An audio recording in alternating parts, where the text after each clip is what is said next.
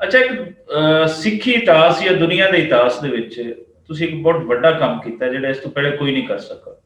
ਉਹ ਸੀ ਬਾਬਾ ਗੁਰੂ ਨਾਨਕ ਦੇ 550ਵੇਂ ਜਿਹੜਾ ਸੀ ਬਰਥਡੇ ਸੈਲੀਬ੍ਰੇਸ਼ਨ ਜਾਂ ਜਨਮ ਦਿਹਾੜੇ ਦੀਆਂ ਤਕਰੀਬਾਤ ਸੀ।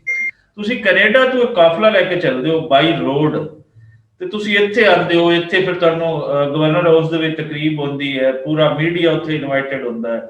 ਸਾਰੇ ਹੈਰਾਨ ਹੁੰਦੇ ਨੇ ਕਿ ਇਹ ਬੰਦਾ ਕਿੱਥੋਂ ਇੱਕ ਉੱਥੋਂ ਗਰੁੱਪ ਲੈ ਕੇ ਚੱਲਿਆ ਤੇ ਬਾਈ ਏਅਰ ਆਇਆ, ਪਤਾ ਨਹੀਂ ਦੁਨੀਆ ਦੇ ਕਿਤਨੇ ਮੁਲਕਾਂ ਦੇ ਵਿੱਚ ਹੁੰਦਾ ਹੁੰਦਾ। ਬੜੀ ਧੂਮ ਮੱਚੀ ਸੀ, ਪੰਜਾਬੀ ਪ੍ਰਚਾਰ ਦੇ ਵੀ ਤੁਹਾਡੀਆਂ ਵੀਡੀਓ ਬਹੁਤ ਉਹਦੇ ਤੇ ਵਾਇਰਲ ਹੋਈਆਂ। ਉਹ ਦੱਸੋ ਵੀ ਉਹ ਤੁਹਾਡਾ ਆਈਡੀਆ ਕਿਸ ਤਰੀਕੇ ਦਾ, ਕਿਵੇਂ ਤੁਹਾਡੇ ਜ਼ਿਹਨ 'ਚ ਆਇਆ, ਫਿਰ ਕਿਵੇਂ ਤੁਸੀਂ ਉਹਨੂੰ ਪੂਰਾ ਕੀਤਾ?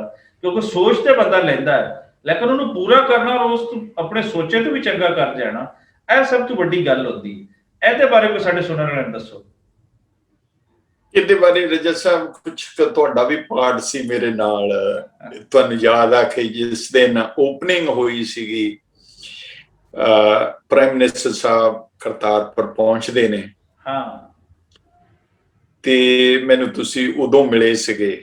ਉਸ ਤੋਂ ਪਹਿਲਾਂ ਮਿਲੇ ਸੀ ਪਰ ਆਪਾਂ ਉੱਥੇ ਵੀ ਮਿਲੇ ਸੀਗੇ ਜੀ। ਉਹ ਜਿਹੜੀ এনवायरमेंट ਸੀ ਜਦੋਂ ਦੇਖੀ ਕਿ ਉਸ ਤੋਂ 4 ਦਿਨ ਪਹਿਲਾਂ ਮੈਂ ਉੱਥੇ ਖੜ ਕੇ ਇੱਕ ਵੀਡੀਓ ਪਾ ਰਿਹਾ, ਠੀਕ ਹੈ, ਉਸੇ ਕਰਤਾਰਪੁਰ ਸਾਹਿਬ ਜਦੋਂ ਕਿ ਉਹਨਾਂ ਨੇ ਸ਼ੁਰੂ ਕੀਤਾ। ਸੱਬੇ ਵਾਲੇ ਗਏ ਆ, ਇੰਡੀਆ ਦੇ ਵਿੱਚੋਂ ਪ੍ਰੋਬਲਮ ਸੀਗੀ, ਉਧਰੋਂ ਬਣਾਉਣਾ ਨਾ ਸੀ ਚਾਹੁੰਦੇ। ਮੈਂ ਜਦੋਂ ਵੀਡੀਓ ਪਾਈ ਉੱਤੇ ਵੀ ਦੇਖੋ ਪਾਕਿਸਤਾਨ ਨੇ ਇਹ ਸੜਕ ਬਣਾ ਦਿੱਤੀ ਹੈ, ਰਾਵੀ ਦੇ ਉੱਤੇ ਪੁਲ ਵੀ ਬਣ ਰਿਹਾ, ਸਰਵੇ ਹੋ ਰਿਹਾ, ਕਿਹਾ ਬੋਆ। ਉਹ ਵੀਡੀਓ ਨੂੰ ਦੇਖ ਕੇ ਇੰਡੀਆ ਵਾਲੇ ਜਾਗ ਪਏ। ਉਸ ਤੋਂ ਬਾਅਦ ਜਦੋਂ ਉਹ ਮਾਹੌਲ ਦੇਖਿਆ, ਜਦੋਂ ਤੁਸੀਂ ਵੀ ਉੱਥੇ ਸੀਗੇ, ਇਮਰਾਨ ਖਾਨ ਸਾਹਿਬ ਉਹਨਾਂ ਨੇ, ਸਿੱਧੂ ਸਾਹਿਬ ਆਏ ਨੇ, ਇੱਕ ਇਹੋ ਜਿਹਾ ਇੱਕ ਫੈਮਿਲੀ ਦਾ ਮਤਲਬ ਪਰਿਵਾਰ ਦੀ ਤਰ੍ਹਾਂ ਉੱਥੇ ਸਾਰੇ ਜਾਣੇ ਬੈਠੇ ਸੀ। ਇੱਕ ਪ੍ਰੋਗਰਾਮ ਵੀ ਆਪਾਂ ਕੀਤਾ ਸੀ ਕਿ 1 ਘੰਟੇ ਦੀ ਟਾਕ ਸੀ ਤੁਹਾਡੀ, ਮੇਰੀ ਔਰ ਫਕੀਰ ਸਾਹਿਬ ਦੀ। ਉਹਦੇ ਤੁਸੀਂ ਬਹੁਤ ਜਜ਼ਬਾਤੀ ਸੀ। ਹਾਂਜੀ, ਤੇ ਮੈਂ ਇਹਨਾਂ ਵੀ ਉਦੋਂ ਗੱਲ ਕੀਤੀ ਸੀਗੀ, ਤੇ ਫਿਰ ਪਤਾ ਨਹੀਂ ਆਪ ਜੀ ਨੂੰ ਯਾਦ ਆ ਕਿ ਨਹੀਂ ਯਾਦ ਆ, ਤੇ ਮੈਂ ਇਹ ਸੋਚਿਆ ਕਿ ਯਾਰ ਇਮਰਾਨ ਖਾਨ ਸਾਹਿਬ ਉਹਨਾਂ ਨੇ ਐਡਾ ਬੜਾ ਕੰਮ ਕਰ ਦਿੱਤਾ, ਕਿੱਥੇ ਇਹਨੂੰ ਸੜਕ ਨਹੀਂ ਸੀ ਮਿਲਦੀ, ਕਿੱਥੇ 800 ਖੇਤ ਦੇ ਵਿੱਚ ਮਾਰਬਲ ਲਾ ਦੇਣਾ, ਤੇ ਉਹ ਤਾਂ ਚਲੋ ਬਾਹਰ ਹੋਇਆ। ਤੇ ਅਸੀਂ ਸਿੱਖ ਕੀ ਕਰ ਸਕਦੇ ਹਾਂ ਬਾਹਰ ਦੇ? ਮੇਰੇ ਜਿਹਨ ਚ ਆਇਆ ਵੀ ਯਾਰ ਇੱਕ ਸਾਡੀ ਹਿਸਟਰੀ ਆ ਉਸੇ ਕਰਤਾਰਪੁਰ ਦੀ।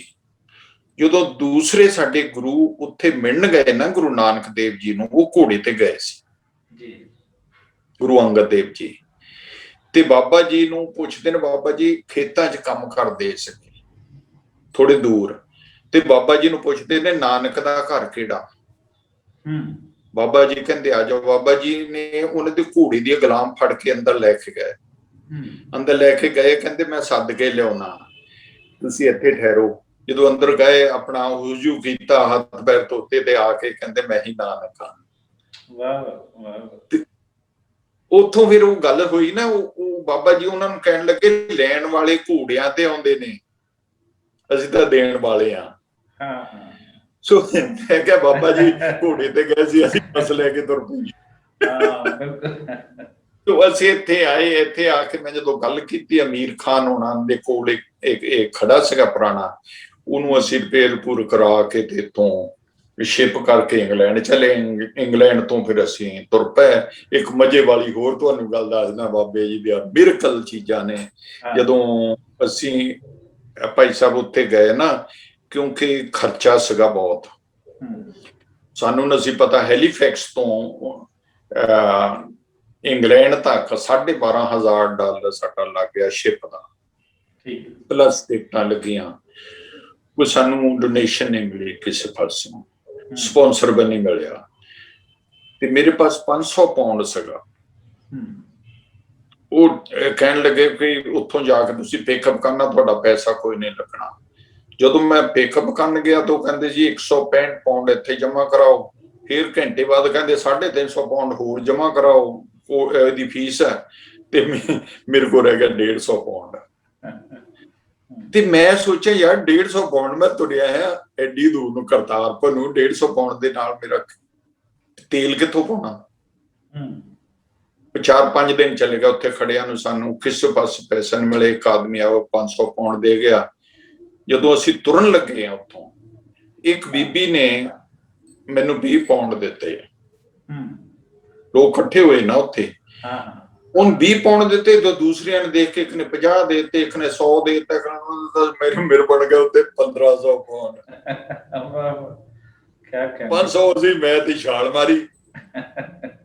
ਹਾਂਜੀ, ਉਹ ਇਸ ਤਰ੍ਹਾਂ ਸੰਗਤਾਂ ਸਾਡੀਆਂ ਚਲਦੀਆਂ ਰਹੀਆਂ। ਇਟਲੀ ਤੋਂ ਗਾਹਾਂ ਆਸਟ੍ਰੇਲੀਆ ਪੈਂਦਾ, ਵਿਆਨਾ ਤੱਕ ਸਾਡੇ ਗੁਰਦੁਆਰੇ ਰਹਿੰਦੇ ਸੀ, ਗੁਰਦੁਆਰਿਆਂ ਸੀਗੇ, ਖਾਂਦੇ ਗੁਰਦੁਆਰਿਆਂ ਸੀਗੇ, ਸਾਡਾ ਖਰਚਾ ਨਾ ਸੀ, ਤੇ ਉੱਥੋਂ ਸੰਗਤਾਂ ਸਾਨੂੰ ਦਿੰਦੀਆਂ ਨੇ। ਫਿਰ ਟਰਕੀ ਤੇ ਸਰਵੇਰੀਆ, ਦੂਸਰੀਆਂ ਕੰਟਰੀਆਂ 'ਚ ਕਿਤੇ ਗੁਰਦੁਆਰਾ ਨਹੀਂ, ਈਰਾਨ 'ਚ ਜਾ ਕੇ ਮਿਲਦਾ, ਉੱਥੋਂ ਵੀ ਸਾਨੂੰ ਕੁਛ ਨਹੀਂ ਦਿੱਤਾ। ਫਿਰ ਅਸੀਂ ਇਸ ਤਰ੍ਹਾਂ ਡੋਨੇਸ਼ਨ ਸਾਡੇ ਕੋਲ ਕਾਫੀ ਇਕੱਠੀ ਹੋ ਗਈ, ਉਹਦੇ ਨਾਲ ਅਸੀਂ ਮਤਲਬ ਚੱਲਦੇ ਰਹੇ। ਉਹ ਬਾਬੇ ਦੀ ਕਿਰਪਾ ਇੰਨੀ ਹੋਈ, ਤੇ ਹਰ ਇੱਕ ਬਾਰਡਰ ਦੇ ਉੱਤੇ ਕਿਸੇ ਨੇ ਸਾਡੇ ਦਾੜੇ ਨਹੀਂ ਦੇਖੇ, ਕਿਸੇ ਨੇ ਕਿਰਪਾਨਾਂ ਨਹੀਂ ਦੇਖੀਆਂ। ਇਮੀਗ੍ਰੇਸ਼ਨ ਆਫੀਸਰ ਦੇਖੇ ਤਾਂ ਉੱਠ ਕੇ ਖੜੇ ਹੋ ਜਾਂਦੇ ਸੀ, ਏਦਾਂ ਹੱਥ ਜੋੜਦੇ ਸੀ ਹਰ ਇੱਕ ਬਾਰਡਰ ਤੇ। ਸਾਨੂੰ ਕਿਤੇ ਕੋਈ ਪ੍ਰੋਬਲਮ ਨਹੀਂ ਹੋਈ। ਪਾਕਿਸਤਾਨ ਵੜਦੇ ਆ ਤੇ ਫਿਰ ਫੁੱਲੇ ਗਿਰਦੇ ਰਹੇ। ਜਦੋਂ ਮੈਂ ਪਾਕਿਸਤਾਨ ਵੜਿਆ, ਈਰਾਨ ਤੋਂ ਇਮੀਗ੍ਰੇਸ਼ਨ ਆਫਿਸ ਦੇ ਬੂਹਾ ਦੇ ਅੰਦਰ ਵੜਿਆ ਨਾ, ਤਾਸਤਾਨ ਬਾਰਡਰ ਜਿਹੜਾ, ਉਹ ਪੰਜਾਬੀ ਸੀਗੇ, ਮੈਨੂੰ ਨਾਮ ਭੁੱਲ ਗਿਆ ਉਹਨਾਂ ਦਾ, ਇਮੀਗ੍ਰੇਸ਼ਨ ਆਫਿਸ ਦੂਸਰੇ ਕਾਊਂਟਰ ਤੇ ਬੈਠੇ ਸੀ। ਉਹ ਭਾਜੀ 3 ਜਾਣੇ ਦੌੜੇ ਨਾ, ਉਹਨਾਂ ਨੂੰ ਚਾਹ ਚੜਿਆ ਆ ਕੇ ਇੰਨੀਆਂ ਜੱਫੀਆਂ ਪਾਈਆਂ, ਜੱਫੀਆਂ ਪਾ ਕੇ ਪੰਜਾਬੀ ਬੋਲੀ ਕਿੰਨੇ ਚਿਰ ਬਾਅਦ। ਤੇ ਉਹ ਕਹਿੰਦੇ ਨਹੀਂ ਸਰਦਾਰ ਜੀ, ਉਹ ਕੋਕ ਲੈ ਕੇ ਆਓ, ਕੋਕ ਬਣਾਇਆ, ਤੁਸੀਂ ਇੱਥੇ ਬੈਠੋ 10 ਮਿੰਟਾਂ ਸਾਡੇ ਪੇਪਰ ਤਿਆਰ ਕਰਕੇ। ਕੋਈ ਕਸਟਮ ਨਹੀਂ, ਕੋਈ ਕੁਛ ਨਹੀਂ। ਸੋ ਸਾਨੂੰ ਬਹੁਤ ਇੱਜ਼ਤ ਮਾਣ ਮਿਲੀ ਪਾਕਿਸਤਾਨ ਦੇ ਵਿੱਚ, ਹਰ ਇੱਕ ਡਿਸਟ੍ਰਿਕਟ ਦੇ ਵਿੱਚ ਡੀਸੀਓ, ਡੀਪੀਓ। ਸਿੰਧ ਦੀਆਂ ਤਸਵੀਰਾਂ ਬੜੀਆਂ ਵਾਇਰਲ ਹੋਈਆਂ ਸੀ, ਜਿਹੜੀਆਂ ਪੁਲਿਸ ਅਫੀਸਰ ਨੇ ਤੁਹਾਨੂੰ ਵੈਲਕਮ ਕੀਤਾ ਸੀ, ਜੱਫੀਆਂ ਪਾਈਆਂ ਸੀ। ਉਹ ਸਿੰਧ ਦੀ ਕਿਹੜੀ ਜਗ੍ਹਾ ਸੀ ਸਿੰਧ ਦੇ ਅੰਦਰ, ਜਿਹੜਾ ਪੁਲਿਸ ਦੇ ਲੋਕਾਂ ਨੇ ਤੁਹਾਨੂੰ ਵੈਲਕਮ ਕੀਤਾ ਸੀ?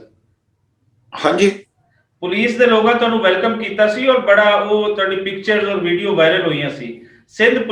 ਹਾਂਜੀ, ਉਹ ਵੀਡੀਓ ਬੜੀਆਂ ਬਹੁਤ ਵਾਇਰਲ ਹੋਈਆਂ ਉੱਥੋਂ, ਹਨਾ। ਤੇ ਉਹ ਬਾਰਡਰ ਤੇ ਫਿਰ ਸਿਕਿਉਰਿਟੀ ਦਾ ਮਸਲਾ ਸੀਗਾ, 2:30 ਵਜੇ ਸੀਗੇ ਦਿਨ ਦੇ, ਉਦੋਂ ਨੇ ਸਾਨੂੰ ਜਾਣ ਨਹੀਂ ਦਿੱਤਾ, ਇੱਥੇ ਜੇਲ੍ਹ ਦੇ ਵਿੱਚ ਸਾਨੂੰ ਬੰਦ ਕਰ ਦਿੱਤਾ। ਤੇ ਕਹਿੰਦੇ, ਮੈਂ ਕਿਹਾ ਓਏ ਸਾਨੂੰ ਤੁਸੀਂ ਜਾਣਦੇ ਹੋ?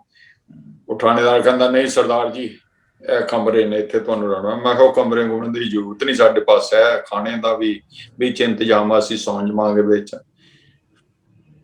ਉੱਥੋਂ ਇੱਕ 280 ਕਿਲੋਮੀਟਰ ਤੇ ਦਲਵੰਦੀ ਪੈਂਦਾ, ਛੋਟਾ ਜਿਹਾ ਪਿੰਡ ਸ਼ਹਿਰ ਆ। ਉੱਥੇ ਕੁਝ ਹਿੰਦੂ ਕਮਿਊਨਿਟੀ ਆ ਤੇ 2 ਸਿੱਖ ਰਹਿੰਦੇ ਨੇ। ਉਹ ਫੇਸਬੁੱਕ ਤੇ ਮੈਂ ਪਾਤਾ, ਮੈਂ ਉਂਝ ਹੀ ਲਿਖ ਦਿੱਤਾ ਵੀ ਅਸੀਂ ਜੇਲ੍ਹ 'ਚ ਹੋ ਗਏ ਇੱਥੇ। ਤੇ ਉਹਨਾਂ ਨੇ ਫਟਾਫਟ ਇੰਤਜ਼ਾਮ ਕੀਤਾ, ਤੇ ਇੰਤਜ਼ਾਮ ਕਰਕੇ ਸਾਨੂੰ ਗੈਸਟ ਹਾਊਸ ਲੈ ਗਏ। ਬੜੀ ਸਾਡੀ ਰਿਸਪੈਕਟ, ਬਹੁਤ ਰਿਸਪੈਕਟ ਕੀਤੀ। ਗੈਸਟ ਹਾਊਸ ਆ ਕੇ 5 ਸਟਾਰ ਦੀ ਤਰ੍ਹਾਂ, ਸਟਾਰ ਜਿਵੇਂ ਹੋਟਲ ਹੁੰਦਾ ਨਾ, ਇਸ ਤਰ੍ਹਾਂ ਸਾਨੂੰ ਰੱਖਿਆ। ਫਿਰ ਅਸੀਂ ਕੋਇਟਾ ਆ ਗਏ। ਕੋਇਟਾ ਤੇ ਬਹੁਤ ਹੀ ਸਾਡੀ ਇੱਜ਼ਤ ਮਾਣ ਹੋਈ। ਬਾਅਦ ਵਿੱਚ ਤੇ ਫਿਰ ਆਪਣਾ ਇੱਧਰ ਨੂੰ ਜਿਵੇਂ ਜਿਵੇਂ ਆਉਂਦੇ ਰਹੇ, ਤੇ ਹਰ ਇੱਕ ਪੁਲਿਸ ਵਾਲੇ ਨੇ, ਮੈਂ ਬਹੁਤ ਬਹੁਤ ਧੰਨਵਾਦੀ ਹਾਂ ਪਾਕਿਸਤਾਨ ਪੁਲਿਸ ਵਾਲਿਆਂ ਦਾ, ਜਿਨ੍ਹਾਂ ਨੇ ਸਾਨੂੰ ਇੰਨੀ ਇੱਜ਼ਤ ਮਾਣ ਦਿੱਤੀ। ਨਨਕਾਣਾ ਸਾਹਿਬ ਦੇ ਡੀਪੀਓ ਸਾਹਿਬ, ਡੀਸੀਓ ਸਾਹਿਬ ਨੇ ਬਹੁਤ, ਇਮਰਾਨ ਖਾਨ ਹੋਣਾ ਦੇ ਅਸੀਂ ਬਹੁਤ ਬਹੁਤ ਰਿਣੀ ਆ, ਜਿਨ੍ਹਾਂ ਨੇ ਕਿ ਸਿੱਖਾਂ ਵਾਸਤੇ ਐਡਾ ਬੜਾ ਕੰਮ ਕਰ ਦਿੱਤਾ। ਸਰਵਰ ਚੌਧਰੀ ਸਾਹਿਬ ਜਿਹੜੇ ਗਵਰਨਰ ਸਾਹਿਬ ਨੇ, ਉਹ ਬੜਾ ਕੰਮ ਕਰਦੇ ਨੇ ਸਿੱਖਾਂ ਵਾਸਤੇ। ਹਾਂਜੀ, ਪਰ ਇੱਕੋ ਹੀ ਮੇਰੀ ਰਿਕੁਐਸਟ ਆ ਕਿ ਪਾਕਿਸਤਾਨ ਗੌਰਮੈਂਟ ਅੱਗੇ ਵੀ ਰਿਕੁਐਸਟ ਆ ਕਿ ਜਿਹੜੇ ਬਾਹਰ ਦੇ ਸਿੱਖ ਨੇ ਨਾ, ਅਸੀਂ ਆਪਣੀਆਂ ਸਿਟੀਜ਼ਨਸ਼ਿਪ ਦੇ ਚੁੱਕੇ ਹਾਂ। We are not Indian, born Indian ਹੈਗੇ ਆ, ਤੇ ਸਾਡੇ ਜਿਹੜੇ ਵੀਜ਼ੇ ਆ ਉਹ ਖੁੱਲੇ ਹੋਣੇ ਚਾਹੀਦੇ ਆ, ਤਾਂ ਕਿ ਇੱਥੋਂ ਜਿਹੜੇ ਅਸੀਂ ਆਉਂਦੇ ਆ, ਆਪਣਾ ਸਮਾਨ ਹੁੰਦਾ ਆ ਜਾਈਏ, ਖੁੱਲੇ ਸਾਡੇ ਵੀਜ਼ੇ ਹੋਣ, ਤੇ ਲਾਹੌਰ ਉਤਰੀਏ, ਲਾਹੌਰ ਤੋਂ ਉਤਰ ਕੇ ਬਾਰਡਰ ਪਾਰ ਕਰਕੇ ਆਪਣਾ ਕਰਕੇ ਮੁੜ ਕੇ ਫਿਰ ਲਾਹੌਰ ਤੋਂ ਚੜ ਕੇ ਆ ਜਾਈਏ। ਤੇ ਦੇਖੋ ਬਾਹਰ ਦਾ ਸਿੱਖਾ ਡਾਲਰ ਪਾਉਂਡ ਖਰਚਦਾ ਆ ਕੇ, ਤੇ ਉਹਦੇ ਨਾਲ ਕੰਟਰੀ ਨੂੰ ਜਿਹੜੀ ਆ ਕਿ ਇਕਨੋਮਿਕਲੀ ਕੰਟਰੀ ਉੱਤੇ ਜਾਂਦੀ ਹੈ। ਇਹ ਮੇਰੀ ਰਿਕੁਐਸਟ ਆ। ਹਾਂਜੀ, ਅੱਛਾ, ਬਿਲਕੁਲ ਤੁਸੀਂ ਸਹੀ ਕਿਹਾ ਔਰ ਅਸੀਂ ਤੁਹਾਡੇ ਨਾਲ ਗੱਲਬਾਤ ਕਰਦੇ ਹਾਂ, ਅਸੀਂ ਇਹ ਵੀ ਵਧਾਵਾਂਗੇ ਕਿ ਦੇਖੋ ਜਿਤਨੇ ਵੀ ਬਾਹਰੋਂ ਲੋਕ ਆਉਂਦੇ ਨੇ, ਉਹ ਜਿਸ ਤਰ੍ਹਾਂ ਤੁਸੀਂ ਪਹਿਲਾਂ ਕਿਹਾ ਕਿ ਇੱਥੋਂ ਦੀ ਜਿਹੜੀ ਇਕਨੋਮਿਕ ਕੰਡੀਸ਼ਨ ਹੈ ਉਹਨੂੰ ਕੁਝ ਬਿਹਤਰ ਉਹ ਕਰਨ ਦੇ ਵਿੱਚ ਆਪਣਾ ਰੋਲ ਪਲੇ ਕਰਦੇ ਨੇ। ਸੋ ਇਹ ਕਰ ਦੇਣਾ ਚਾਹੀਦਾ ਹੈ ਇਸ ਸਰਕਾਰ ਨੂੰ, ਜਿਤਨਾ ਖੋਲੋਗੇ ਉਤਨਾ ਤੁਹਾਡੇ ਅੰਦਰ ਖੂਬਸੂਰਤੀ ਜਾਂ ਤਾਕਤ ਉਹ ਸਟੇਟ ਦੀ ਉਹ ਵਧੇਗੀ। ਤੇ ਕੁਝ ਪਾਲਿਸੀਜ਼ ਤੇ ਗੌਰ ਬਿਲਕੁਲ ਸਰਕਾਰ ਸਾਡੀ ਨੂੰ ਕਰਨਾ ਚਾਹੀਦਾ ਹੈ। ਅੱਛਾ।